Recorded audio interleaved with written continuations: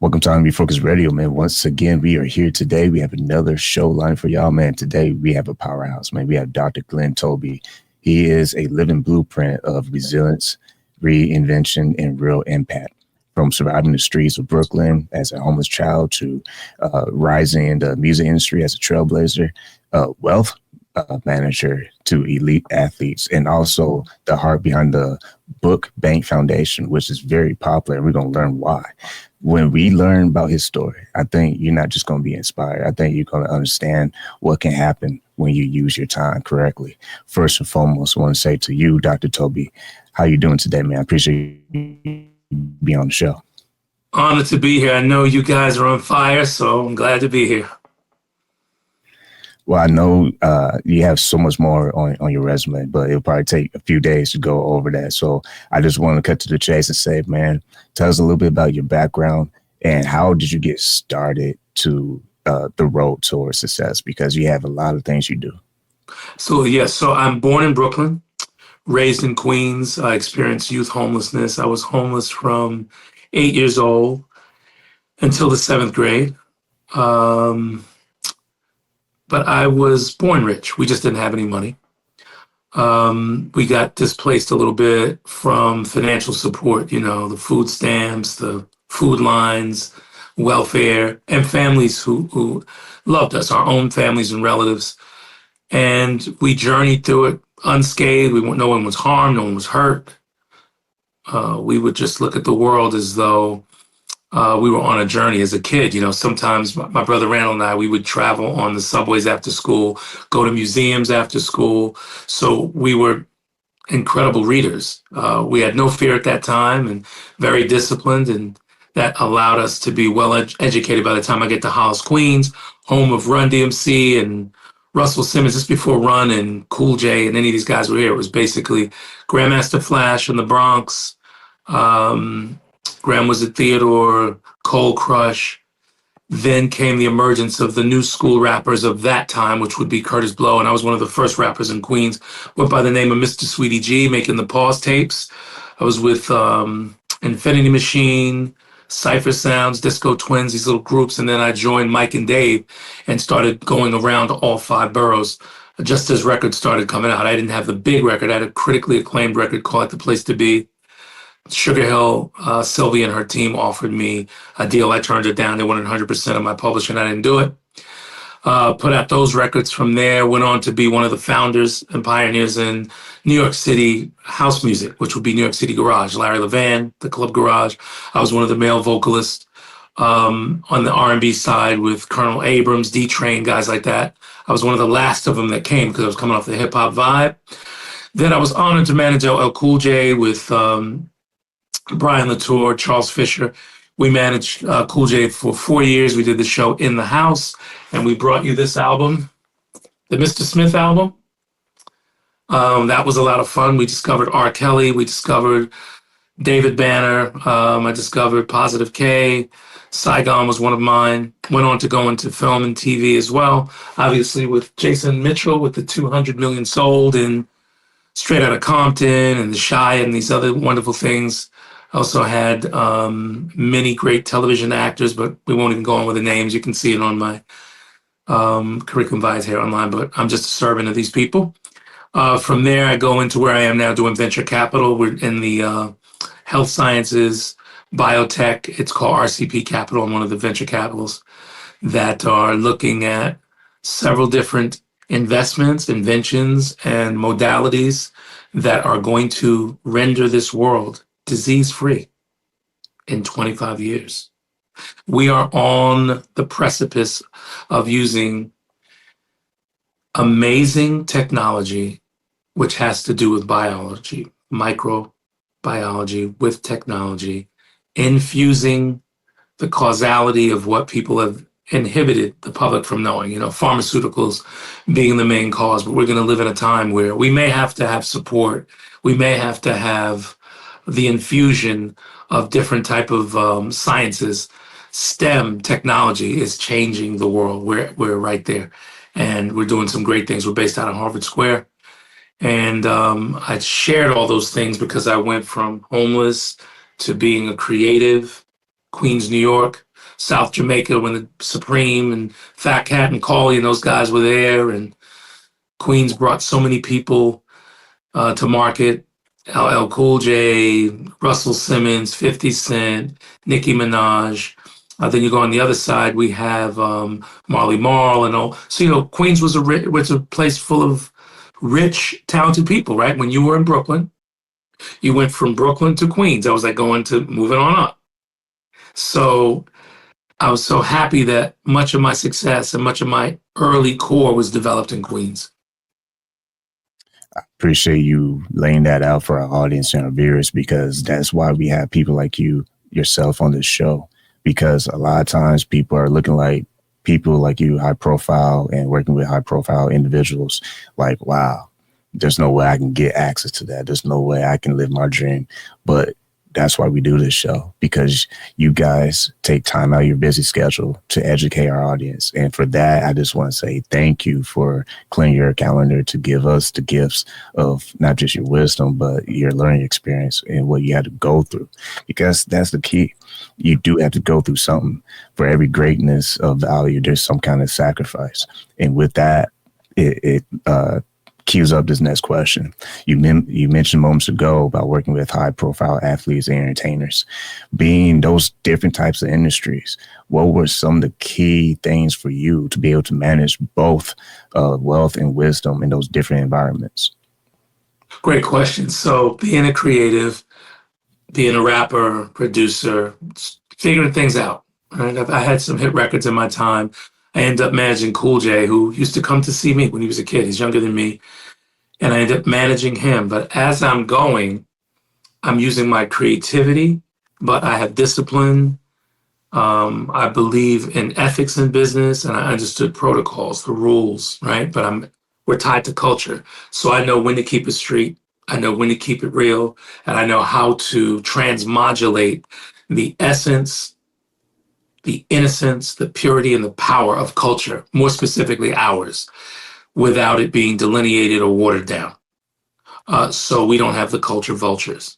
So we don't have people that are impersonating us and giving us deals like the 360 deal in music. So we don't have people that are giving us the oneness of the ice that's colder than others. Pull that one off. And you ended up doing business with the CPA, who is the brother-in-law of your attorney, and his wife is doing the real estate, and her father does the mortgage. And his best friend in college is giving the analysis on business, whether it's consulting or brokering deals. So these are the pieces that we as a people have to be smart about. Tremendous amounts of discipline. Don't become what you hate. There's somebody right now in our lives at this day, and as the viewers see us, that was the essence of culture. This guy got consumed by our culture. He got consumed by the currency. He got consumed by consciousness, and every single thing that this guy has, whether he's a fictitious character or you could Google him or figure something out, everything this man has created, that is a blessing from the ancestors. God anointed this one king with the ability to connect, create music, film, television, fashion, culture, politics, spirituality, and it becomes contained and conferred when we lose our organic step, when we put the tree ahead of the seeds. The seeds are greater than the fruit. The seeds are greater than the tree. Why? That seed grows to be a tree. In the season of yield, it becomes fruit. The fruit that we don't eat, if it falls on the ground, and it's ground that is good ground, those seeds germinate and become additional trees. We have to stay organic. We have to plan. We have to have discipline. We have to be ethics, and we have to be true to something, and we'll end up being true to nothing. For me, I took the creativity of the music business and I got into the structure of the NFL. As you know, I was an NFL agent. I had an agency with Alonzo Shavers. We ended up doing $380 million in business. We ended up selling the company, did an exit. But I took the fly, smooth, slick, creative, fast-moving, trend-setting music business feel and took it to the infrastructure and the organization and the rigid, I'd say sometimes economic divide, because 80% of the people that run the business in the sports world, the game is not played on the field. The game's not played on the court. The game's not played in the ring or on the ice. It's played upstairs, downstairs, or outside the lines. So that's how we were able to move that amount of business. We took the speed, the culture, the creativity, the uniqueness, the oneness of us, and we went into someone else's business and we kept it like this, separated. Every time it comes together, ching, some money transfers. Every time it comes together, we talk about what we did last time, what we're not going to do next time. And continuity is important. The framework of your ideology, the concentration, the focus, the purity, the honesty, the essence of true. So let me break it down for you. I just mentioned something to you. I said the essence of true. A lot of pictures that we say that, they drew. I don't know. They make me sick like I got the flu. Guess what? I'm talking to each and every one of you. Now, this host is the most, and we know we could coast. I could run around, talk about my success and boast. But what I want to do most is give you something to roast, the competition, so that you can retain it. Matter of fact, the money and the other stuff, retain it. No, maybe complaining, that's not what we're doing, restraining. What we have to do is make sure that we're draining. Trump said one time it was all the swamp. Most of us are looking for DEI and a comp. I say be best, and play. Guess what? We're everything that we say, God, we pray. Deliver it today. If we do obey and we can link up with people like we think up it's true, guess what? I guess it's wins not just for me, but in you. Wow.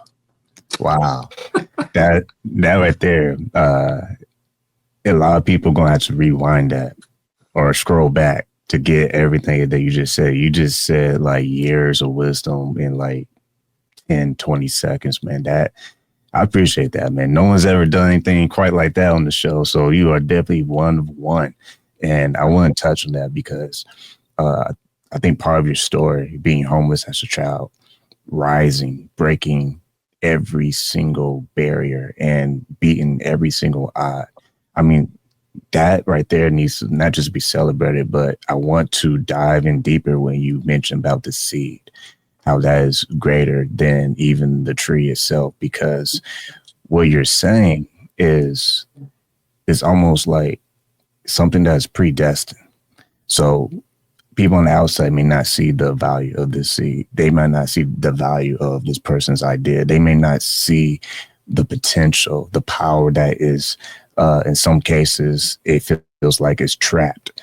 And what I have been able to feel personally with just this platform, the show, it started, I keep saying this all year because it just keeps coming this way, but it was a seed in the barbershop here in San Antonio. And that seed in 2017, no one had on the bingo card, they would be reaching thousands of people, thousands all around, not just the United States of America, which we're heard in all 50 states, but all around the world. So I'm trying to echo what you're saying. We see things before our time. Yeah. Ooh, well done. Well done. For all of you listening and watching us today, he and I, we're talking about the seed. Your host is talking about the seed. So I want each of you to start being a seed. How would you be a seed? So for those of you that can see us, those of you that can hear us, those of you who can feel us, I'm a talent manager. I'm a creative. I'm a businessman. I've brokered billions of dollars in business deals. So this is how you approach every step, every bit of engagement. All of us listen to this man's voice. We hear this guy. You remind some of us, if you came up in New York, this guy named Frankie Crocker was on radio, right? Or Barry White, or the missing voice that we need to hear on radio and television. So what Dr. Glenn Toby says is, wow, if I ever need voiceovers, I'm doing this real quick in real time. This is not generally formatted. We're just going, with the best of the best. We got our swords out, pause, cultural fun, and we are sharpening our swords so that we can make some stuff happen. I hear this man's voice. Okay, he does voiceovers.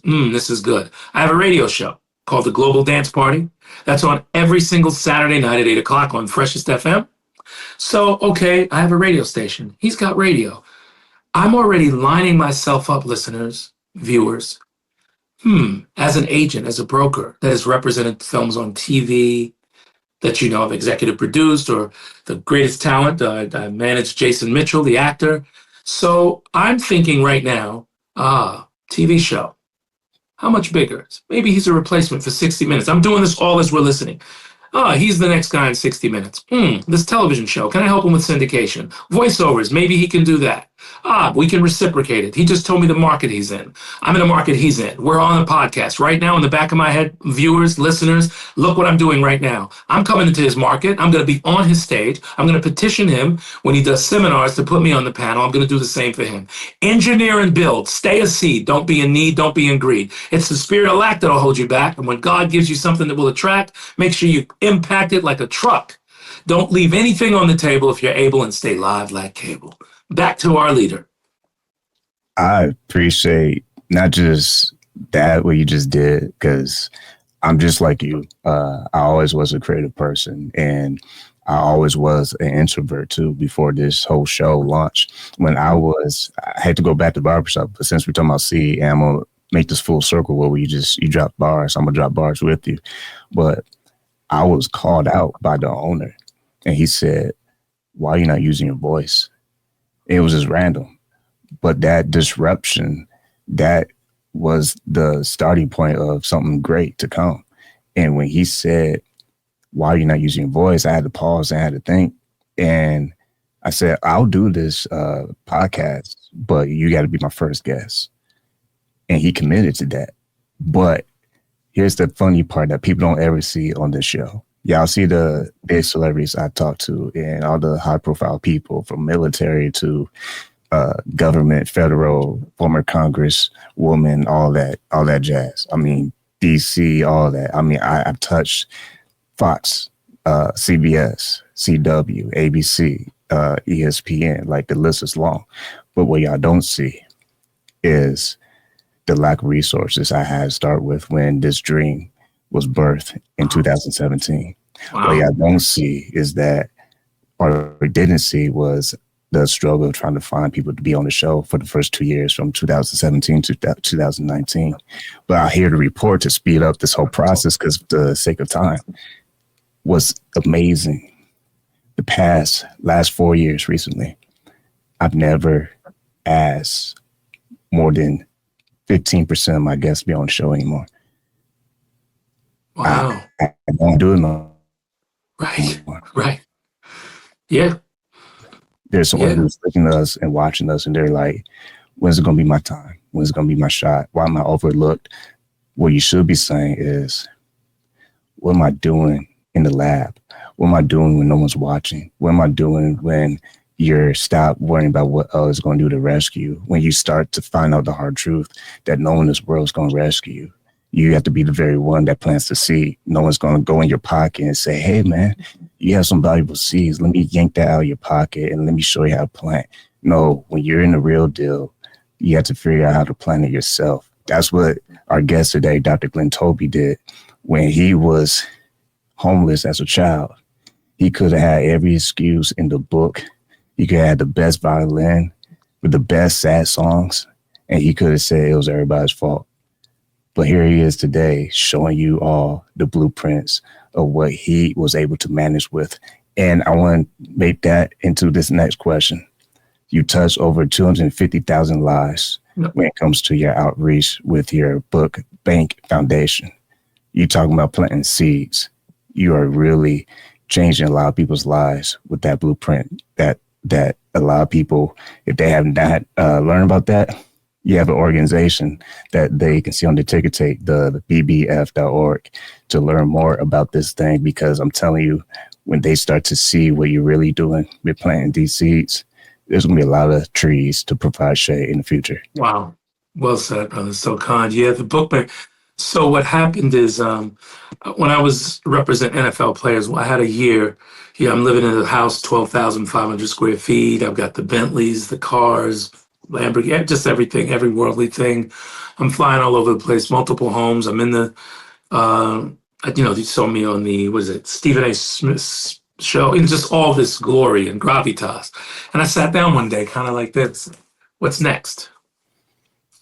And I said, man, how did I get here? Wow, I went from being, we were homeless and I was kind of going through it. I said, yeah, God bless me. Another year came, same question.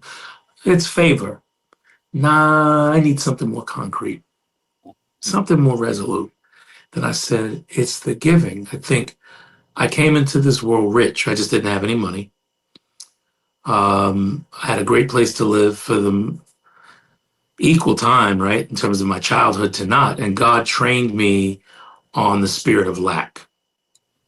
God trained me to trust and be faithful that I would always receive from him. And I made a deal with God. I said that I'll always give, because gift to me means giving is gift, giving in faith and trust. Gift.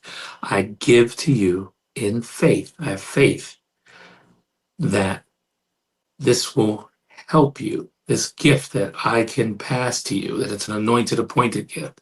Then I trust that you don't squander it or destroy it. But it's a science. Many will outlive me, but not many will outgive me. I was born to give. That's why God gave me such an abundance. Money chases me. I can't outrun it. I guide it and direct it because that's been my gift. God left me in the spirit of lack to make sure that I didn't live in greed or be in fear. I'm never in fear for money. It's always chased me. I'm a master of money. I guide it. I provide it. And I think I sat down one day and said, how do I take these experiences with all this money that I have and all the money that I'm managing and leveraging, and not so much money like I'm some billionaire that had $100 million, but my money was in influence. People, money's not just in the currency. Human and social capital worth more than cash. People who are appropriately positioned spiritually, emotionally, intellectually, righteously, they don't crash. Their crash outs don't usually crash others out. From ministers in the highest places to athletes to politicians, we've seen them crash out, and the great ones are always able to come back again. Wealth is not always transferred. It's not always conferred. So the power is in human capital. So I said to myself, you have a book. We learn from books. It's education. Then I thought of the bank. You have a book bank, which is a library. We put the books there. We have a financial bank, an emotional bank, a spiritual bank, an intellectual bank. So we took the books with a bank, the reservoir that holds it righteously, the education and the wisdom of the books, the things that confirm, whether it's spiritual, emotional. The nuclear family is shifting so much. You can be that battery bank. You can charge yourself that you're so charged other people can tap in. That's what Book Bank's about. It's been around for over 28 years. We serve the lost, the lonely, and the forgotten. We have 4 different programs. One of them I'm really proud of. It's called Groceries to Grow. We deliver groceries to families in need directly to your front door. Or you can meet us at pop-up shops that we have in many of the locations and chapters we have. We have something called Shelter from the Streets, which a lot of people have heard about. I don't know if you remember when 50 Cent was on CNN with me. I was the first major charity. Book Bank was the first charity that he supported. We were the inspiration to him launching G Unity. From there, we've had many celebrities, and some of these are celebrated people who are in the public eye as celebrities, and some of these are people that are celebrated quietly. Everybody just brings a dollar. They bring a concept, a thought, action, a resource. There's no salaries. We don't own any buildings. We don't have anything. It's all community coming together. And we are educating people with creative thinking and with critical thinking processes. We have a flight school for young men that we do every single summer. Kids from the age of 12 to 19 are taught aviation. They learn it in the books as a STEM program, and they physically fly the airplanes. And so many other things. Senior Boogie Night, we go in and we help the seniors and we play music and tell jokes, play cards. We come in those spaces where their families aren't there. And it's thebbf.org on all things social, the BBF. Giving is living. When you master the art of giving, when you're able to give with such abundance that you know you don't have to worry that you gave too much because nothing's really ours, you will show up every day in your life and you will be promised a death as great as your life, because I will die greater than I live. And I'm a master giver. Man, this show, I'm telling you, if you're not feeling a shift, then you might want to check your pulse, because what this guy is saying is a lot of people will gatekeep and they will keep to themselves. So I just want to commend our guest today, Dr. Glenn Toby, for not just treating this like, a routine interview and just do the ABCD answers and jump off. He's really trying to change lives. And that's part of the reason why we started this show. We want people to refocus. The premise of the show is every day that you have air in your lungs is your chance to refocus. Why is it not called focus? Is because sometimes in life, it throws us curveballs and we have to adjust. A lot of people in today's world, we don't like adjustments because that means we have to have a long-term game. And we like to have a microwave success, like just pop in the microwave and you press these buttons. When you open the door, it's going to be ready for you. That's not how the real world works.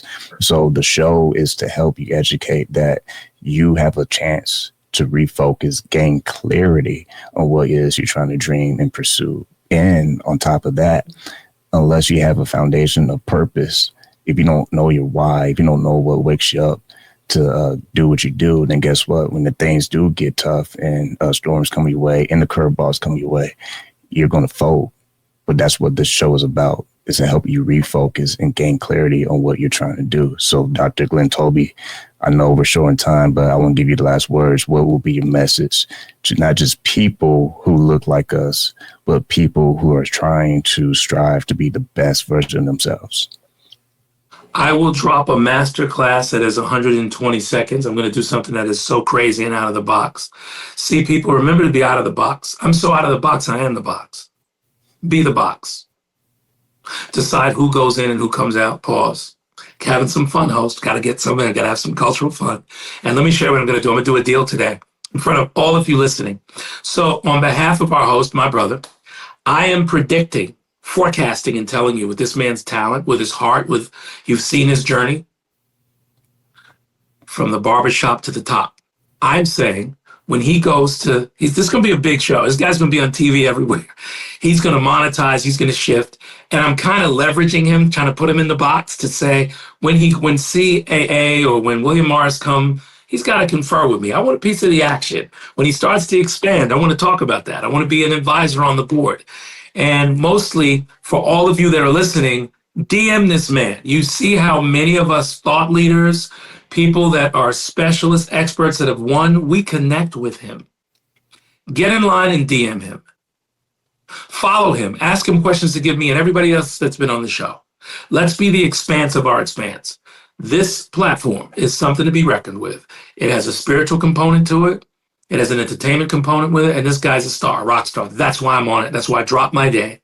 DM them, follow them, repost this, follow us. And my TED Talk is made for each and every one of you. It matches the premise of this show, much of it. June 2025 is when it's available for you. So we know that we're going to get past that, but it's there for a resource. Check out my TED Talk, Dr. Glenn Toby. It's TEDx Wilmington. I'm excited. Remember us together as well. Socially, we're going to be promoting and building. Every time you're in front of something that's valuable, every time you're in front of someone, I've done it. I've had an amazing history. His future is going to impact mine. Talk to us. Get on social media. Repost us. Get active, people. This is what you've been praying for. And if you listen to this show tonight, next week, this is what you'll be staying for. Once again, true honor. All flames, all good material from the one and only Dr. Glenn Toby. I knew this was going to be fire when I was reading about you, and I was like, wow, this guy wants to be on my show. That says so much, and it's a true honor to have this much time with you. And I want to say to you what I watched from a movie and from my dad says a lot, and that is when you water into someone's life, you actually water into your own. And with that said, if you really want to see some fruit in your life, people, like you said, take action, share this with a friend. But if you can take anything away from this, don't let small beginnings be something that you forget about and despise, because those are the crucial ingredients that lets everything else later in life tick.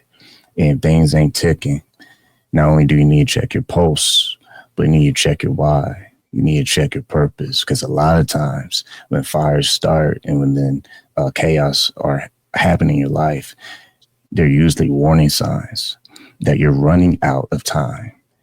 And before you run out of time, it's time for you to shift.